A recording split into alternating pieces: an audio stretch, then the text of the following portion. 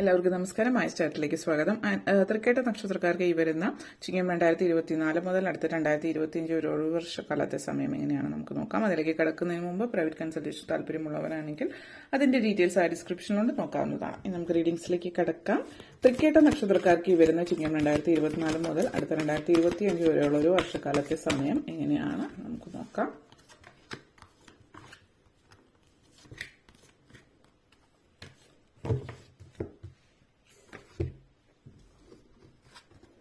Guidance, enlightenment, inner knowing, fulfillment, be candid, priorities. നിങ്ങളെ സംബന്ധിച്ചിടത്തോളം ആദ്യം തന്നെ ഗൈഡൻസ് എനർജിയാണ് ഇവിടെ എടുത്തു പറയാനുള്ള ഒരു കാര്യം.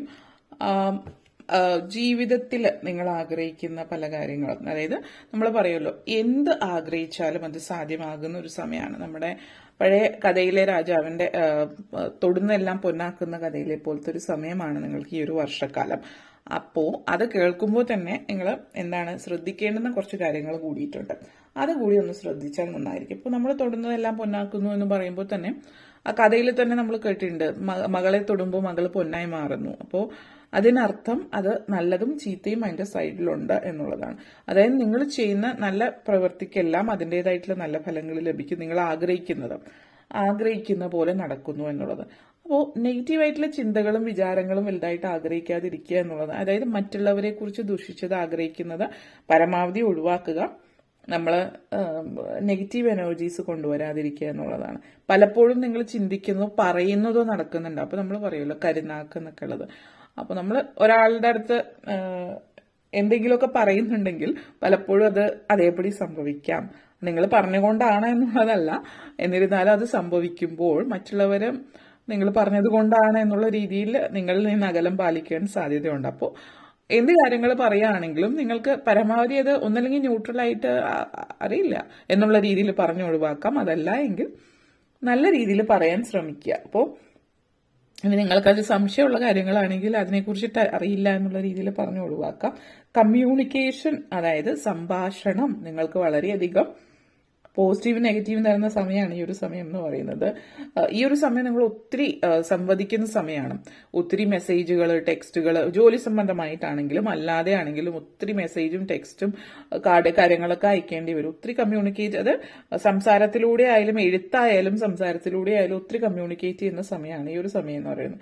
അത് പ്രൈവറ്റ് ആയിട്ടുള്ള, അതായത് പേഴ്സണൽ ആയിട്ടുള്ള കാര്യങ്ങളാവുമ്പോൾ കൂടുതൽ ഒരു സൗഹാർദ്ദപരമായിട്ടുള്ള കാര്യങ്ങളാകുമ്പോൾ ശ്രദ്ധിക്കുക എന്തൊക്കെയാണ് പറയുന്നത്. പ്രൊഫഷണൽ ആയിട്ടുള്ള കാര്യങ്ങൾ നിങ്ങൾ വേറെ പ്രശ്നങ്ങളൊന്നും കാണുന്നില്ല, കാരണം അത് ഫോർമൽ ആയിട്ടുള്ള രീതിയിലാണല്ലോ കാര്യങ്ങൾ ചെയ്യുന്നത്. അപ്പൊ അതിൽ ഇൻഫോർമൽ ആയിട്ടൊന്നും നമ്മൾ ആ ഒരു പറയാത്തത് കൊണ്ട് തന്നെ ഫോർമൽ ആയിട്ട് എല്ലാം എങ്ങനെയാണ് നിങ്ങൾ അതിനനുസരിച്ചിട്ടാണ് ചെയ്യുന്നത്. അത് അതേസമയം മറ്റ് സുഹൃത്തുക്കളോ ചില ആളുകളായിട്ട് സംസാരിക്കുമ്പോൾ ചില കാര്യങ്ങളൊക്കെ ഒന്ന് ശ്രദ്ധിക്കുക. ഇനി അഥവാ എവിടെയെങ്കിലൊക്കെ ഒന്ന് അബദ്ധം പറ്റിയെന്ന് തോന്നിയാൽ അത് അപ്പം തന്നെ അത് സോൾവ് ചെയ്യാൻ, അത് ഇങ്ങനത്തെ ഒരു രീതിയിലല്ല എന്നുള്ള രീതിയിൽ അത് കൃത്യമായിട്ട് പറഞ്ഞ് മനസ്സിലാക്കുക. അതിന് വേണ്ടുന്ന ആക്ഷൻ എടുക്കാൻ ശ്രമിക്കുക എന്നുള്ളതാണ് സൂചിപ്പിക്കുന്നത്. എൻലൈറ്റ്മെന്റ് എനർജിയാണ് ഈ ഒരു സമയത്ത്. വളരെ വലിയ വലിയ ഓപ്പർച്യൂണിറ്റീസ് ഒക്കെ വരുന്നുണ്ട് നിങ്ങളുടെ ജീവിതത്തിലേക്ക്. ആ ഒരു അവസരങ്ങളൊക്കെ വളരെ വലിയ രീതിയിൽ വരുന്നു എന്നുള്ളതാണ്. അവസരങ്ങൾ വരുമ്പോൾ അവസരങ്ങൾ നല്ല രീതിയിൽ ഉപയോഗപ്പെടുത്താം. ജോലി സംബന്ധമായിട്ട് നല്ല സാഹചര്യമാണ് ഈ ഒരു വർഷക്കാലം നിങ്ങൾക്ക് സൂചിപ്പിക്കുന്നത്. ജോലി സംബന്ധമായിട്ട് ഏറ്റവും ഉത്തമമായിട്ടുള്ള ഒരു സമയമാണ്. വലിയൊരു പൊസിഷനിലൊക്കെ എത്താം. അപ്പോൾ മാനേജറൽ പൊസിഷനിലൊക്കെ എത്താൻ വേണ്ടി ശ്രമിക്കുന്നവർ, അല്ലെങ്കിൽ ഉയർച്ച ആഗ്രഹിക്കുന്നവർ, ജോലിയിൽ പ്രൊമോഷനൊക്കെ ആഗ്രഹിക്കുന്നവർ അതിനുവേണ്ടി ശ്രമിക്കുക എന്ന് പറയുമ്പോൾ തീർച്ചയായിട്ടും നിങ്ങൾ പ്രവർത്തികൾ ചെയ്യുന്നുണ്ടെന്ന് മറ്റുള്ളവർ മനസ്സിലാക്കുക കൂടി വേണമല്ലോ ബോസ്. അപ്പോൾ അവരൊക്കെ അത് മനസ്സിലാക്കുന്നതായിട്ടും കാണുന്നുണ്ട്. അപ്പോൾ പ്രത്യേകിച്ച് എന്തെങ്കിലുമൊക്കെ വളരെ പ്രയോറിറ്റി ഉള്ള ജോലികളൊക്കെ വരുന്ന സമയത്ത് നിങ്ങൾ അതിൽ എഫേർട്ട് ഇട്ടു എന്നവർക്ക് മനസ്സിലാക്കുന്ന രീതിയിൽ കൊച്ചു കൊച്ചു കള്ളത്തരം എന്ന് ഉദ്ദേശിക്കുന്നത് നിങ്ങൾ ചെയ്താൽ മാത്രം പോരാ, നമ്മൾ ചെയ്തു എന്നുള്ളത് അവർ മനസ്സിലാക്കിയിട്ടുണ്ടോ എന്ന് ഉറപ്പുവരുത്തുക കൂടി ചെയ്യാം. ഈ സിറ്റുവേഷനിൽ വരുമ്പോൾ ഇങ്ങനെയുള്ള കാര്യങ്ങൾ പറയുമ്പോൾ, അല്ലെങ്കിൽ ഇത് ഞാൻ എന്നത് ചെയ്തിട്ടുണ്ട് പക്ഷെ ഒരു ഡൗട്ട് ചോദിക്കുന്ന രീതിയിൽ, അല്ലെങ്കിൽ അങ്ങനെ എന്തെങ്കിലുമൊക്കെ ഞാൻ ഇതിൽ എഫേർട്ട് ഇടുന്നു എന്ന് തോന്നിപ്പിക്കുക കൂടി ചെയ്യുക. എഫേർട്ട് ഇടുന്നത് മാത്രമല്ല, ഇപ്പോൾ ഒരു സ്മാർട്ട് വർക്ക് കൂടി അനിവാര്യമാണ് എന്നുള്ളതാണ് ഉദ്ദേശിക്കുന്നത്. പിന്നെ കുറച്ച് ഏത് ചാലഞ്ചസിനെ അതിജീവിക്കാൻ പറ്റുന്ന ഒരു സമയമാണ്. സാമ്പത്തികമായിട്ട് പറയുകയാണെങ്കിൽ കടത്തിലൊക്കെ ആയിട്ടുള്ളവരാണ്, ചെറിയ രീതിയിൽ കടമൊക്കെ ഉണ്ട് എന്നുള്ളവരെ സംബന്ധിച്ചിടത്തോളം നിങ്ങൾക്ക് എന്തെങ്കിലുമൊക്കെ വിൽക്കാനൊക്കെ ഉണ്ട് എങ്കിൽ അതൊക്കെ പെട്ടെന്ന് വിറ്റ് പോകുന്നുണ്ട്. പ്രോപ്പർട്ടി ഒക്കെ വിറ്റ് പോകുന്നത്, സെയിൽസ് ഒക്കെ നടക്കുന്ന സമയമാണ് നന്നായിട്ട്. അപ്പോൾ പ്രോപ്പർട്ടി വിറ്റ് പോകുന്നു. അതേപോലെ ഇത്രയും നല്ല രീതിയിൽ വില കിട്ടുന്നിടത്ത് നിന്ന് പ്രോപ്പർട്ടി വിറ്റിട്ട് കുറച്ചുകൂടി ഉള്ളിലേക്ക് പോയിട്ട് ചെറിയ രീതിയിൽ പ്രോപ്പർട്ടി വാങ്ങിച്ച് അവിടെ ഒരു വീട് വയ്ക്കുക. അതായത് ഒരേ സമയം തന്നെ സെയിൽസും നടക്കുന്നുണ്ട്, അതേപോലെ നമ്മൾ വാങ്ങിക്കുകയും ചെയ്യുന്നു എന്നുള്ളത്. ബൈയിങ് ആൻഡ് സെല്ലിങ് രണ്ടും നടക്കുന്നു എന്നുള്ളൊരു സിറ്റുവേഷൻ ഇവിടെ സൂചിപ്പിക്കുന്നുണ്ട്. അതേപോലെ ഇന്നർ നോയിങ് ആണ് നെക്സ്റ്റ് വന്നിട്ട്. നിങ്ങൾ പല കാര്യങ്ങളിലും വളരെ ഈ ഒരു വർഷം നിങ്ങൾ പൊതുവേ കുറച്ച് റിലീജിയസ് ആയിരിക്കും. അതായത് ഇപ്പോൾ പ്രാർത്ഥനകൾ, ക്ഷേത്രങ്ങളിൽ പോവുക, പള്ളികളിൽ പോവുക, ഇങ്ങനെയുള്ള കാര്യങ്ങളിലൊക്കെ പൊതുവെ പങ്കെടുക്കാത്തൊരു വ്യക്തിയാണെങ്കിൽ നിങ്ങൾ റിലീജിയസ് ആയിട്ടുള്ള കാര്യങ്ങളൊക്കെ പങ്കെടുക്കുന്നുണ്ട്. ഇപ്പോൾ ക്ഷേത്രത്തിന് വേണ്ടിയിട്ടുള്ള കാര്യങ്ങളിൽ സഹായങ്ങൾ ചെയ്യുക, പള്ളിക്ക് വേണ്ടി സഹായങ്ങൾ ചെയ്യാം, അങ്ങനെയുള്ള പ്രവർത്തനം, അതായത് അന്നദാനത്തിന് വേണ്ടിയിട്ടും മറ്റു കാര്യങ്ങൾക്കൊക്കെ വേണ്ടിയിട്ട് സഹായങ്ങൾ ചെയ്യുന്നതും, അതേപോലെ റിലീജിയസ് ആയിട്ടുള്ളതല്ലാതെ സ്പിരിച്വലി കുറച്ച് കണക്റ്റഡ് ആവുന്ന സാഹചര്യവും ഒക്കെ ഈ ഒരു സമയത്ത് കാണിക്കുന്നുണ്ട്. സ്വയം ഒരു സെൽഫ് റിഫ്ലക്ഷൻ കാണിക്കാതെ നിങ്ങൾ എന്ന് പറയുന്ന വ്യക്തി എന്താണ്, നിങ്ങൾ നിങ്ങളെ തന്നെ മനസ്സിലാക്കുന്ന ഒരു സമയമാണ്. പിന്നെ ഇവിടെ പറയാനുള്ള മറ്റൊരു കാര്യം, നമ്മൾ ഒരു വ്യക്തി നമ്മുടെ ജീവിതത്തിലുള്ളത് ഇപ്പോൾ ഡിവോഴ്സ് കഴിഞ്ഞിട്ടുള്ള, അല്ലെങ്കിൽ ബ്രേക്കപ്പ് ഒക്കെ കഴിഞ്ഞിട്ടുള്ളവരെ സംബന്ധിച്ച്, അല്ലെങ്കിൽ മറ്റെന്തെങ്കിലും തരത്തിൽ ആ ഒരു വ്യക്തി നിങ്ങളതിൽ നിന്ന് മാറിപ്പോയിട്ടുള്ളതാണെങ്കിൽ ഒരു സെക്കൻഡ് ചാൻസ് അങ്ങനെ ഒരാൾക്ക് കൊടുക്കണമെങ്കിൽ നിങ്ങൾ ആ ഒരു തിരിച്ച ആ ഒരു സിറ്റുവേഷനിലേക്ക് പോകണമോ വേണ്ടയോ എന്നുള്ളത് നിങ്ങൾ ഉറപ്പിക്കുക. ഈ പറയുന്ന വ്യക്തി നിങ്ങളുടെ ജീവിതത്തിൽ നിന്ന് പോകാനുള്ള കാരണം എന്താണ്? എന്തെങ്കിലും മിസ്അണ്ടർസ്റ്റാൻഡിങ്ങോ മറ്റോ ആണെങ്കിൽ തിരിച്ചു ലൈഫിലേക്ക് ഒരു സെക്കൻഡ് ചാൻസ് കൊടുക്കണമെന്ന് നോക്കാം. പക്ഷെ അതേസമയം ഈ വ്യക്തി വളരെയധികം നിങ്ങളെ ദ്രോഹിച്ചിട്ടുണ്ട്, മനഃപൂർവ്വം ദ്രോഹിച്ച്, ഇപ്പൊ അബ്യൂസീവാണ്, ടോക്സിക് ഒക്കെ ആയിരുന്ന ഒരാളാണെങ്കിൽ അങ്ങനെയുള്ള ഒരാൾ ഒരിക്കലും തിരുത്താനായിട്ട് പറ്റുന്നില്ല. അല്ലെങ്കിൽ അതുപോലെ എന്തെങ്കിലും കൗൺസിലിങ്ങോ എഫേർട്ടൊക്കെ എടുത്തിട്ടുണ്ടാവണം.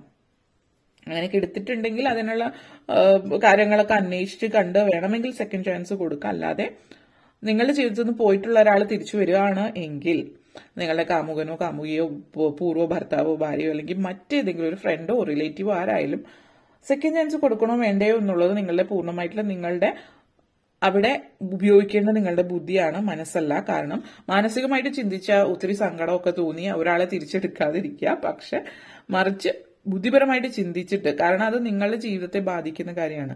ഈ പറഞ്ഞ വ്യക്തി നിങ്ങൾ ഒത്തിരി ട്രോമ തന്നിട്ടുള്ള ഒരാളാണെങ്കിൽ കൂടുതൽ ചിന്തിക്കാതിരിക്കുക, തിരിച്ചെടുക്കണ്ട. കാരണം ഇനിയും ഒരിക്കൽ കൂടി ട്രോമ നിങ്ങൾക്ക് ആവശ്യമുള്ള കാര്യമല്ല എന്നുള്ളത് മനസ്സിലാക്കുക. ഓക്കെ, അത് മനസ്സിലാക്കി മുന്നോട്ടേക്ക് പോവുക. പിന്നെ ഫുൾഫിൽമെന്റ് ആണ് നെക്സ്റ്റ് വന്നിട്ട്.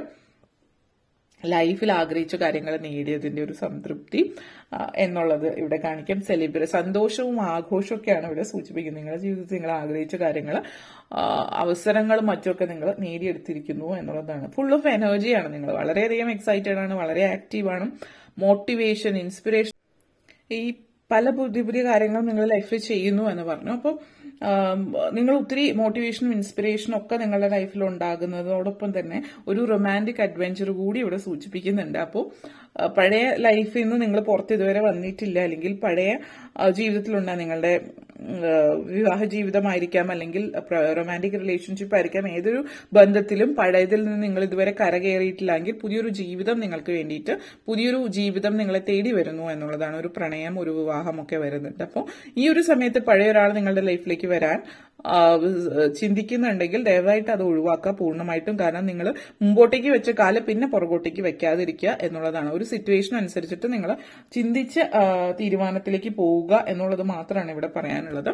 അതേപോലെ തന്നെ ബി കാൻഡിഡ്, ഈ ഒരു എനർജി എന്ന് പറയുകയാണെങ്കിൽ, ഒരു തരത്തിൽ പറയുകയാണെങ്കിൽ നിങ്ങളുടെ 9 ഓഫ് കപ്സ് എനർജിയാണ്. ഈ 9 ഓഫ് കപ്സ് എനർജി എന്ന് പറയുന്നത് വിഷ് കാർഡാണ്. വിഷ് കം ട്രൂ നമ്മൾ പറയില്ല, ആഗ്രഹിച്ച സബലീകരണമാണ്, ആഗ്രഹ സബലീകരണമാണ്. അപ്പോ അതായത് നിങ്ങൾ അതേപോലെ തന്നെ ത്രോട്ട് ചക്രയാണ്. ത്രോട്ട് ചക്ര എന്ന് പറയുമ്പോൾ നമ്മൾ നമ്മളുടെ ഫീലിങ്സ് എക്സ്പ്രസ് ചെയ്യാൻ പറ്റുന്ന സമയം. ഫീലിങ്സ് എക്സ്പ്രസ് ചെയ്യാന്ന് പറയുമ്പോൾ നമ്മൾ നല്ല രീതിയിൽ വളരെ എന്റർടൈനിങ് ആയിരിക്കും, എല്ലാവരോടും നന്നായിട്ട് സംസാരിക്കും, നന്നായിട്ട് സോഷ്യലൈസ് ചെയ്യും, സോഷ്യൽ സർക്കിൾ വലുതാവും. നിങ്ങൾ ജോലിയോ പേഴ്സണൽ ലൈഫോ അല്ലാതെ അതിന്റെ പുറത്ത് നിങ്ങളുടെ കമ്മ്യൂണിറ്റി, ചിലപ്പോൾ ബന്ധുക്കൾ, റിലേഷൻസ്, മറ്റ് ഇടങ്ങളിൽ എന്തെങ്കിലും ഇതിന്റെ ഭാഗമായിട്ട്, എന്തെങ്കിലും സെലിബ്രേഷന്റെ ഭാഗമായിട്ട് കമ്മ്യൂണിറ്റി, നിങ്ങളുടെ എന്തെങ്കിലും അസോസിയേഷനോ എന്തിന്റെയൊക്കെ ഭാഗമായിട്ട് ഒത്തിരി അതിലൊക്കെ വളരെ എല്ലാത്തിനും വളരെ ഉത്സാഹഭരിതരായിട്ട് സോഷ്യൽ ബട്ടർഫ്ലൈ എന്നൊക്കെ നമ്മൾ പറയുന്ന പോലെ എല്ലായിടത്തും ഓടി നടന്ന എല്ലാ കാര്യങ്ങളും ചെയ്യുന്ന ഒരു യോജിയും ഉണ്ട്. അതുകൊണ്ട് എല്ലാവരാലും നല്ലത് പറയിപ്പിക്കുകയും നല്ലത് കേൾക്കുകയും ചെയ്യുന്ന സമയമാണ്. ഇവിടെ പറയാനുള്ള മറ്റൊരു കാര്യം എന്ന് വെച്ചാൽ നിങ്ങൾ എല്ലാവർക്കും വേണ്ടി എല്ലാം ചെയ്യുന്നു, മറ്റുള്ളവർക്ക് സഹായം ചെയ്യുന്നു, വളരെ ദയാദാക്ഷിണ്യവും സ്നേഹവും കാരുണ്യവും ഒക്കെ ഉള്ള വ്യക്തിയാണ്. അപ്പോൾ ഇവിടെ പ്രയോറിറ്റൈസ് മറക്കാതിരിക്കുക. കാരണം ഇപ്പോൾ നമ്മൾ പല കാര്യങ്ങളും മറ്റുള്ളവർക്ക് വേണ്ടി ഏറ്റെടുത്ത് ചെയ്യുമ്പോൾ നമ്മളെ മറന്നു പോവാറുണ്ട്. അപ്പോൾ ഇപ്പോൾ ജോലി സ്ഥലത്താണെങ്കിലും നിങ്ങൾ ചെയ്യുന്ന ജോലിയോടൊപ്പം തന്നെ ആരെങ്കിലും എന്തെങ്കിലും ചോദിച്ചാൽ അവരുടെ ജോലി കൂടി നിങ്ങൾ ചെയ്യും. അല്ലെങ്കിൽ ഇപ്പോൾ അതല്ല, മറ്റുള്ളവർക്ക് വേണ്ടി സഹായം ചെയ്യുന്നുണ്ട്, നിങ്ങളുടെ കാര്യം മറന്നു വെച്ചിട്ട് മറ്റുള്ളവർക്ക് വേണ്ടി ചെയ്യും. ഇപ്പോൾ ഫാമിലിയിൽ കുട്ടികളോ നിങ്ങളുടെ വൈഫോ ഹസ്ബൻഡോ അവരുടെ കാര്യങ്ങളൊക്കെ നോക്കുന്നതിന് മാറ്റി വെച്ചിട്ട് മറ്റുള്ളവർക്ക് ചെയ്യുന്നത് ഒഴിവാക്കുക. പ്രയോറിറ്റൈസ് ചെയ്യുക. ഏതിനാണ് നിങ്ങൾ പ്രാധാന്യം കൊടുക്കുന്നത്? നിങ്ങളുടെ ഫാമിലിയാണോ? അതിന് ഫസ്റ്റ് പ്രയോറിറ്റൈസ് ചെയ്തിട്ട് സമയമില്ല എങ്കിൽ അത് ഇല്ല എന്ന് തന്നെ പറയാം. എല്ലാം തലയിലെടുത്ത് വെച്ച് അവസാനം പ്രശ്നമാക്കാതിരിക്കുക. ഓക്കെ, അപ്പൊ അതാണ് നിങ്ങൾക്ക് വേണ്ടിയിട്ടുള്ള മെസ്സേജ്. ഇത്രയും കാര്യങ്ങളാണ് പറയാനുണ്ടായിരുന്നത്. നിങ്ങൾക്ക് ഈ വീഡിയോ ഇഷ്ടപ്പെട്ടുവെങ്കിൽ ലൈക്ക് ചെയ്യാനും ഷെയർ ചെയ്യാനും കമന്റ് ചെയ്യാനും സബ്സ്ക്രൈബ് ചെയ്യാനും മറക്കരുത്. അതുപോലെ താഴെ ബെല്ലൈക്കൻ കൂടി ക്ലിക്ക് ചെയ്യുകയാണെങ്കിൽ മാത്രമേ മുന്നോട്ടേക്കുള്ള വീഡിയോസ് നിങ്ങൾക്ക് ലഭിക്കുകയുള്ളൂ. അപ്പോൾ ഈ വീഡിയോ കണ്ടിരുന്ന എല്ലാവർക്കും നന്ദി, നമസ്കാരം.